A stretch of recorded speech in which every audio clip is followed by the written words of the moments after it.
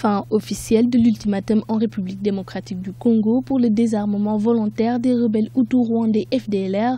En octobre 2013, le président congolais Joseph Kabila ainsi que l'Organisation internationale sur la région des Grands Lacs et la communauté internationale avaient appelé tous les groupes armés, y compris les FDLR, à déposer les armes volontairement sous peine d'y être contraints par des opérations armées après la date butoir fixée au 2 janvier 2015. Pour certains spécialistes, les redditions des combattants FDLR prennent du temps car ces derniers mettent des conditions difficilement acceptables pour le gouvernement rwandais. Ce qui pose un problème au niveau de reddition des FDLR, c'est surtout parce que beaucoup de militants, beaucoup de combattants exigent d'abord les négociations avec le pouvoir de Kagame, ce que le pouvoir rwandais ne veut pas. Et en même temps, c'est que ils veulent toujours garder la main pour faire le commerce des mines ou autres. Et deuxièmement, c'est qu'il faut souligner, c'est que ces combattants bénéficient d'une certaine complicité, éventuellement de certains pays. D'autres observateurs soulignent également la complexité des négociations entre le président rwandais Paul Kagame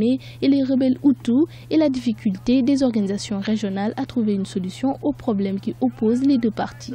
C'est un marché des dupes, histoire de désarmement des FDLR, dans la mesure où tous les protagonistes ne jouent pas le jeu. Et je pense effectivement, si on sort de l'instrumentalisation du génocide rwandais par les protagonistes, c'est-à-dire Kagame et les autres, les FDR, etc., et qu'on arrive justement à un apaisement, à ce moment-là, les choses peuvent être possibles. Mais ce sont les puissances extérieures qui peuvent, les partenaires extérieurs puissants, qui peuvent contraindre les protagonistes justement à s'asseoir autour de la table pour régler politiquement cette question. L'organisation de la région des Grands Lacs a d'ores et déjà appelé la MONUSCO et l'armée congolaise à prendre toutes les mesures pour désarmer les FDLR par la force. Les opérations devraient être lancées dès à présent.